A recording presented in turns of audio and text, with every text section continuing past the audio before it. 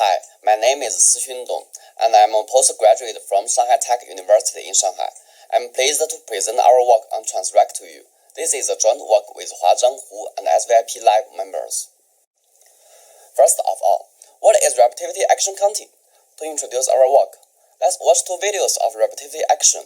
You could see a lady doing jumping jack and a boy trying to break the world record for skiing rope. For human activity, counting some physical exercise movements benefits people in fitness detection and planning. Furthermore, these activities require more precise counting, such as counting quickly skipping rope, but such tasks are too complex and take too much time for people.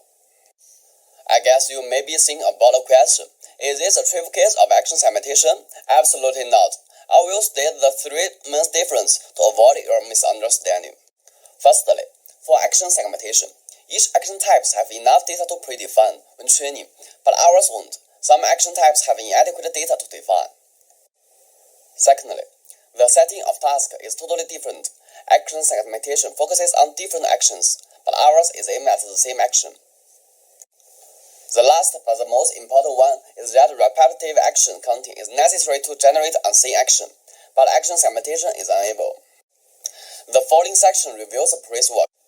The first method achieved skill insensitive by fixing a number of frames and context where to count with assumed action is continuous. The second focuses on generalism ability by the temporal self-similarity matrix, and it counts the action by classifiers. These methods cannot take computational results and performance into account, so we propose a new method with a multi-scale network to balance them. There are two primary datasets, UCF-RAP and context. Their data contains continuous action from raw videos and is annotated with total net counts. The main features of this dataset is restrict video length without a known expression. To improve these limitations, there needs a new dataset. Compared to previous work, we collected and annotated the dataset with a start and an end time per action. It contains interrupted or inconsistent action, and the video length has a wide variety. We collected and split data into two parts by their source. The left videos from the YouTube and the right from local schools. It contains 9 classes of action from real life. Through data analysis, we can find our dataset has longer duration, and the distribution is more discrete. So, our dataset is closer to realistic life and more challenging. Then, I will introduce our methods feature.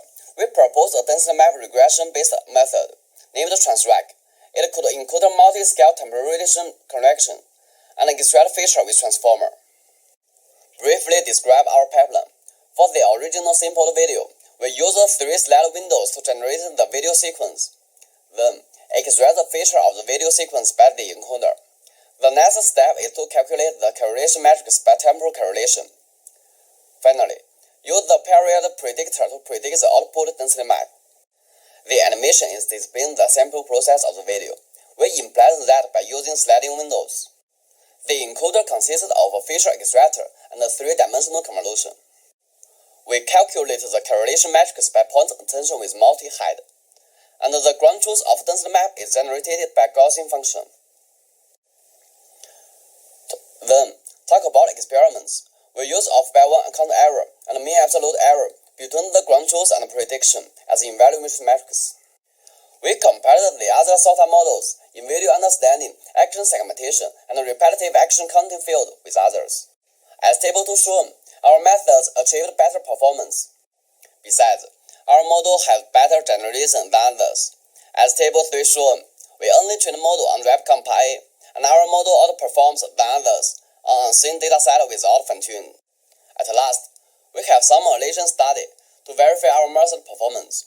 The result shows the effects of multi-scale fusion, receptive fields, and correlation metrics. More details could be seen in our paper. Code and dataset has been released. If you need them, please scan the QR code.